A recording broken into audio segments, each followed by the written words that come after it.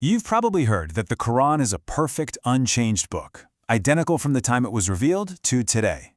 But what if the real story of its text is, well, a lot more complex and, frankly, a lot more interesting?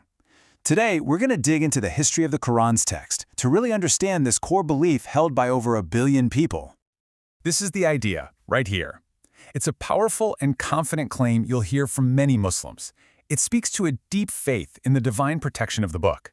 And it's this very idea, this perfect, letter-for-letter preservation, that we are going to explore using historical sources and some incredible manuscript evidence. All right, so here's our game plan. We'll start with that traditional idea of the unchanged word. Then we'll travel back to a time of many voices, a period of diversity. We'll look at the massive project to create one standard Quran, unpack the puzzle of early Arabic writing, and even talk about verses that were reportedly lost and found. Finally, we'll try to piece it all together. So let's kick things off with Section 1, the unchanged word. We need to understand where this powerful idea of a perfectly preserved, flawless text actually comes from. At the very heart of this is what's called the verbal dictation theory. Now that sounds academic, but the idea is actually pretty straightforward. It's the belief that the Quran is the literal speech of God. Not inspired by God, not written by human thinking about God, but a direct, word-for-word dictation. It's like a divine download. And if you believe that, it makes perfect sense that the text would have to be preserved perfectly, down to the last letter. But here's a crucial piece of history that might surprise you. When the Prophet Muhammad passed away in 632, there wasn't a single bound book called the Quran. The revelations, which came over 23 years, existed in people's memories and were written down on, well, whatever was available. Scraps of leather, stones, palm leaves, even the shoulder blades of camels. So our starting point isn't a single book, it's a decentralized collection of oral and written bits and pieces. And that scattered, mostly spoken reality leads us straight into our second section, a time of many voices. Because it's in this early fluid period that we find the first real challenge to the idea of a single, uniform text. So one of the first things we find in the early Islamic traditions is this fascinating concept of the 7 ahruf. There's a famous story where Umar, a top companion of the Prophet, hears another man reciting a chapter of the Quran differently. He gets angry and drags the man to Muhammad. But instead of picking a side, the Prophet asks them both to recite, and then says something amazing. He approves both versions, explaining that the Quran was revealed in 7 different modes or styles. So from the very beginning, variation wasn't seen as a mistake, it was a feature, not a bug, divinely intended to make it accessible. The traditional explanations for all of these variants sometimes are not supported by the historical evidence. For example, Muslims say that it's for the ease of the Arabs at that time since they had all these different dialects. But that doesn't really make much sense since, actually, you'll see different companions who came from the same tribe and so spoke the same dialect. They would recite the Quran in different ways. So this doesn't really explain things. In addition, even the 4 master copies sent out by Uthman to various cities had scribal differences, conservatively estimated at 49 and likely more. This contradicts the idea of a perfectly uniform, unchanging text. The case of Ibn Mas'ud's Codex, which publicly opposed Uthman's canonization and whose followers were persecuted, also demonstrates the existence of significant textual differences. And this diversity wasn't just in how people spoke the Quran. The Prophet's closest companions actually compiled their own written versions, their own books, which we call codices. And these weren't just personal study guides, these became the official go-to Qurans for entire provinces of the new empire. The version from a companion named Ibn Mas'ud became the standard in Iraq, while another from Ubayy ibn Ka'b was the authority in Syria. Now, when we look at the reports of what was in these different codices, the differences are pretty significant. We're not talking about minor spelling variations. Ibn Mas'ud's Quran reportedly had 111 chapters, missing 3 that are in the standard text today. Ubayy's had 116, adding 2 extra prayers. And look at the specific verses. When talking about fasting to make up for a broken oath, both of their versions add the word successive. That one little word completely changes the religious law. These weren't just slightly different copies, they were distinct textual tradition. For instance, in Ibn Mas'ud's text, the penalty for a broken oath required 3 consecutive days of fasting, a legal difference from the Uthmanic Quran 3 days. The early Arabic script was often unvoweled and undotted, making precise interpretation challenging. An Arabic sentence that could be read as he kissed the woman and then ran away, or, with different dotting, voweling, he killed the woman and then ran away. This inherent ambiguity in the script naturally led to variance in reading and interpretation. Before the advent of the printing press, perfectly identical transmission of texts, whether orally or in writing, was virtually impossible. Oral transmission naturally introduces variations. Muhammad himself would often synonymize different words, use interchangeable stock phrases during recitations, and even tacitly approved of companions generating different variants, provided the basic meaning was not altered.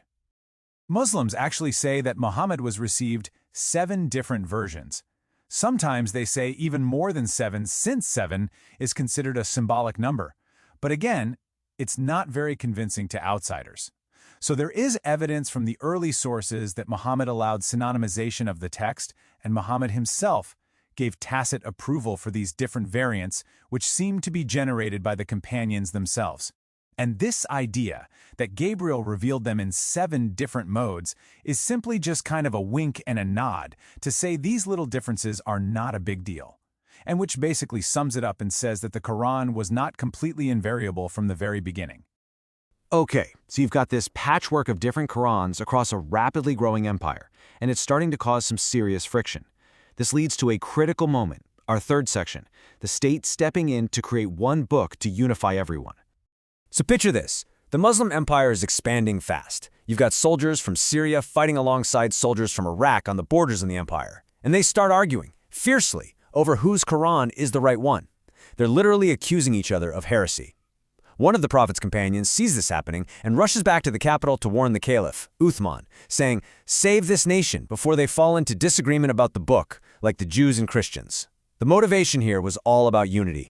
Uthman's solution was organized and decisive. He put together a committee of experts, used a primary text that was in safekeeping, and made a key decision. If there was any disagreement, they should default to the dialect of the Prophet's own tribe in Mecca. They produced official master copies and sent them out to all the major cities. But then came the final step, and this is the most crucial part for our story. He ordered that all other Quranic manuscripts, including those revered codices of the Prophet's own companions, be gathered up and burned. And that action, right there, leads to a pretty unavoidable question. If all these different versions were essentially the same, with just minor differences, why the drastic need to burn them? Why not just keep them as cherished relics? The very act of burning them strongly suggests that the differences were significant enough to be seen as a threat to the unity of the community. Now you might think, okay, problem solved. One official text, all variation is gone. But not quite. The problem just shifted. It moved from being about different books to being about how to read the one official book.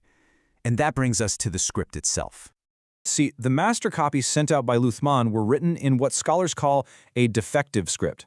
What that means is, it was basically just the consonantal skeleton of the text. There were no vowel marks to tell you ah or oo, and critically, it didn't have the dots that distinguish between letters that look the same, like B, T, and TH. This left the text incredibly ambiguous and open to interpretation. Let me give you a quick English analogy. If I wrote down BRTMN-TCHS, the NWTSM-TMINT, you could probably figure it out. But you're doing a lot of guesswork. You're filling in the blanks based on context. That's exactly the kind of ambiguity readers of the earliest Qurans were dealing with. And this wasn't just a theoretical puzzle. It had a huge impact on the meaning. Take this one verse. The exact same string of Arabic consonants can be read as qatala, which means fought, or as qutila, which means was killed. So is the verse saying that many prophets fought alongside their followers, or that many prophets were killed? Those are two very different theological statements, both coming from the same official text. This ambiguity is what allowed for different, valid systems of recitation, known as the qira'at, to develop. The mass production of the Hafs version of the Quran by Al-Azhar University in 1924, facilitated by the printing press, led to a standardization that made most Muslims unaware of other versions previously openly discussed by scholars. Specific examples of variations found in existing Quranic texts include variations between first-person point of view, quote, "we give mercy," unquote, and third-person point of view, quote, "God gives mercy," unquote. In one reading, Gabriel says, I may give you the gift of a pure son to marry, while a variant attributes this to he, God, may give you the gift of a pure son. The former implies Gabriel's direct involvement in impregnation, which is controversial, highlighting the theological impact of such variants. These human-generated variants challenge the notion of a perfectly preserved, word-for-word dictated text, the apologetic claim that no two differ in letter or dot. Okay, we've talked about different versions and different readings, but now we get to something even more direct. Reports from early Islamic sources about verses that were once part of the Quran but are no longer there. These are some really startling accounts. Caliph Omar, one of the most powerful leaders after Muhammad, stated publicly that a verse commanding stoning for adultery was definitely part of God's revelation, but it just wasn't in the written book. Aisha, the Prophet's widow, reported that a verse about breastfeeding was on a piece of parchment under her bed and was still being recited as Quran when Muhammad died. Now, the traditional explanation for this is a theological concept called abrogation, the idea that God himself ordered the verse to be removed from the recited text, even while its legal command remained valid. But for a historian, this looks like clear evidence of material that was once considered scripture but didn't make it into the final standardized version. For centuries, this whole debate was based on analyzing what was written in historical books. But then, in 1972, a stunning discovery in San'a, Yemen, changed everything. Hidden in the ceiling of a mosque, they found a huge pile of ancient Quranic fragments. Among them was a palimpsest. That's a manuscript where the original writing was washed off so the parchment could be reused. What they found in that erased lower text was a window into the past. And here is the absolute bombshell. The text underneath is not the standard Uthmanic Quran. The order of the chapters is different, and, incredibly, it contains textual variants that perfectly match the historical descriptions of the very codices that Uthman had ordered to be burned.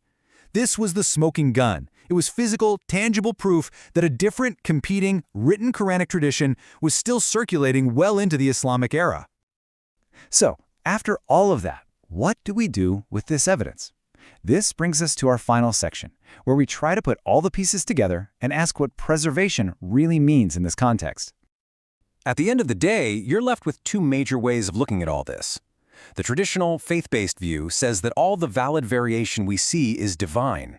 It was all part of God's plan, revealed in the 7 ahrufs, and those lost verses, they were divinely removed.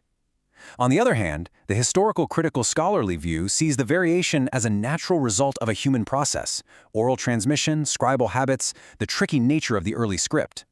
In this view, the Uthmanic text we have today isn't the only version that ever existed, but the one version that was successfully standardized and promoted by the state. Muhammad approved Ubayy's recitation, which included 2 additional supplication surahs that are no longer present in today's Quran. People in Syria commonly recited these surahs during Muhammad's time. There is no evidence that Muhammad ordered their removal, yet they are missing from the current text. Muhammad would have regarded the surahs Ubayy included as part of Allah's revelation. However, today's Quran has lost these surahs, which were meant to remain part of the eternal word of Allah. The Quran also omits words found in the text of the renowned teacher Ibn Masud, which was a popular version in Iraq while he was alive.